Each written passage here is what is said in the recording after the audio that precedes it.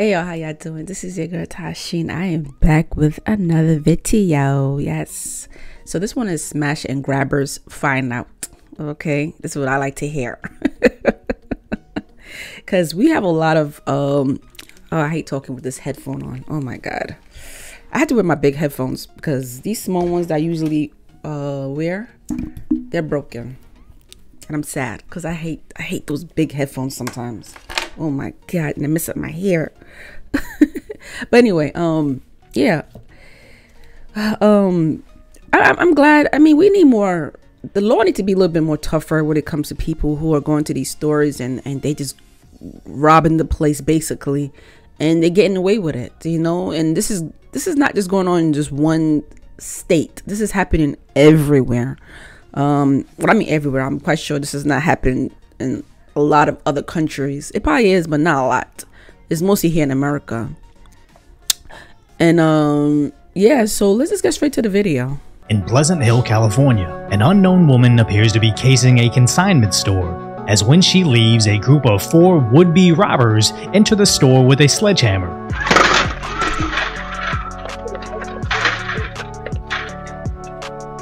But immediately flee once they see the employee reaching for his revolver. As this group of future engineers and doctors crowd into their clown car right in... He said clown car. This is what they're doing, and I tell people all the time, it's not just 1 or 2 people. It's like a group of them. It's a whole gang of them. They come at one time, and they know the cops, but they know how long. They know how long the cops are gonna come. They know, they time all this. They know they got to go in and out, grab what you need and get the hell out of there before the cops come. They know this. And most of the time they're driving stolen cars. These are not their cars. So this is happening everywhere. It's just sad. In front of the cops coincidentally coming in. But I have to make a statement. Too many bad things happened. I have a message for all the business owners to take example and fight for themselves. Because if you don't fight for yourself, nobody will. Nope. And this cowboy-looking clerk is right, as it's almost a weekly occurrence. I totally agree with him, 100%. I feel like everybody at this point just got to protect themselves at this point. That California coppers are finding thousands of dollars worth of stolen merchandise that they can only sometimes recover. So no wonder we're seeing more stories of would-be smash and grabs actually getting blasted by workers sick of their unemployed antics. Now, a lot of people seem satisfied when seeing these masked idiots finding out, but I honestly don't like the fact that these California business owners still pay the same, if not more, in taxes, only to receive less police protection and DA prosecution, as sadly, some... I said this before, we're paying all these taxes for what? What are we paying tax for? Times an employee can pull out their piece and the robbers will leave them alone, but other times you can stop the crime and still not receive justice. Nope. As I remember in Norco, California, where the would-be robber got his arm shot off.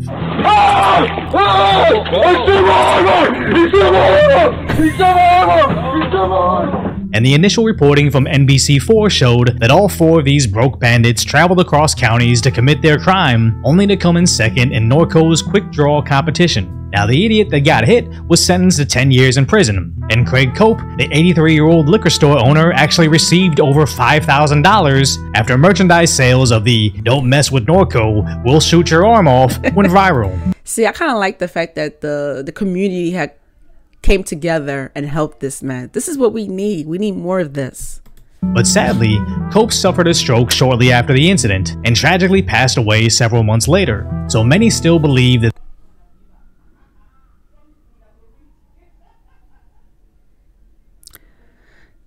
something good came out of it, but I was not expecting that. Wow. Rest in peace, man. Rest in peace.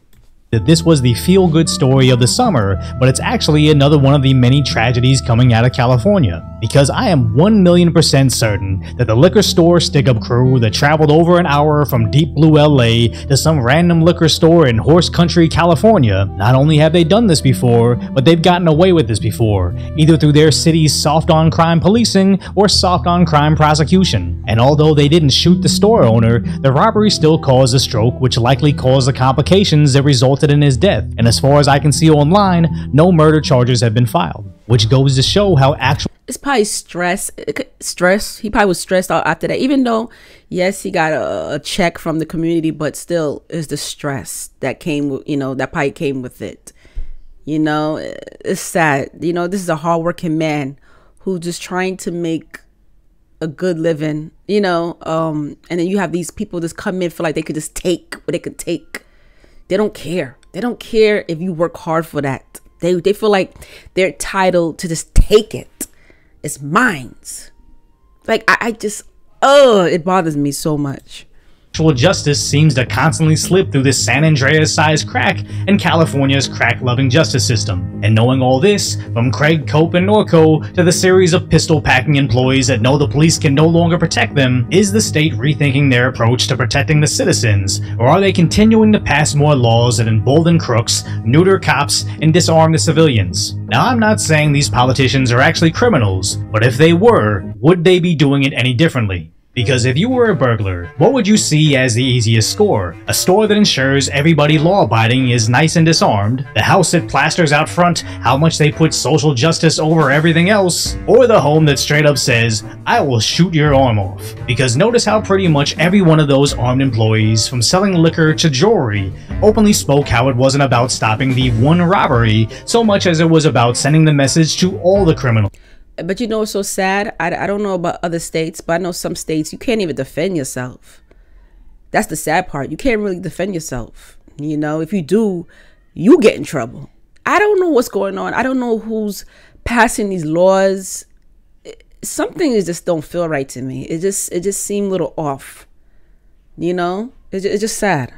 That I am not a soft target, and I'll never understand why certain people insist on advertising how kind and defenseless they are. Whether it's a sign that says BLM, ACAB, or Biden-Harris, nothing says I don't believe in sending you to prison for stealing my property more than supporting the movements that would block you from being sent to prison for stealing my property. I don't care how much it makes you feel good inside, because it means absolutely nothing if you're not alive. As I see scenarios like this spooky gingerbread man, who hasn't done anything directly criminal other than ominously creeping through the community. Now, he's likely just some weird prankster having some holiday laughs, but in the off chance that this gingerbread man is about to snap and commit some Merry Christmas murders, I think I would want to be protected with more than a cookie cutter. And yes, this is an outlandish example, but the point being, normal people don't stalk their streets in a cookie costume, and I just don't think it's smart to let psychopaths and criminals decide whether or not I'm safe in my own home. So if you appreciate my concise, lighthearted commentary on the tragic status that is today's reality, hopefully I've earned your subscription, then go check out the video on how a tech YouTuber accidentally exposed how California cops are actually helping criminals. Yeah, something I'm glad he mentioned that. Something just feels off to me. It's just weird that we're condoning these type of things. And I know, they might, the government, whoever might say we're not condoning this, but no, it shouldn't be no but. As citizens, taxpayers, we should be allowed to protect ourselves, and the law, they should have our back. People shouldn't be entitled to just do what they want to do and get away with it, because most of the time these criminals, they get in trouble, but it's like they don't stay in jail that long. I heard that it depends on how much they stole. If it's like more, if it's less than, I think, $5,000 or something like that, then they're not going to keep them. They're going to let them go, which is crazy to me. The law needs to be a little bit more tough here. It needs to be way tough, but it's not. It's getting really, really bad. I'm not saying back in the days it wasn't bad. It was, but at least the law was like real tough. Now it's a little soft. So it's like, since we're paying all these tax, like, what are we paying tax for though? I thought you paying tax. I thought that having the police helping us is the tax that we're paying for them to protect us. But it don't seem like they're doing that. So it's crazy. It's like, I wouldn't want to have my own. I would not want to start a business, especially here in America. I would not want to start a business. Because you're telling me people could just come in my store and just take whatever they want and they don't get in trouble for it. But you paying all these bills and you're paying tax. For what? It's crazy. I don't know. I mean, we could go on and on about this, but It's sad. Anyway, comment below. Let me know what's your opinion on this, how you feel about this. And I'll see you later. Y'all take care. I know I sound exhausted because this is just, I'll see y'all later. Y'all take care. Bye and peace.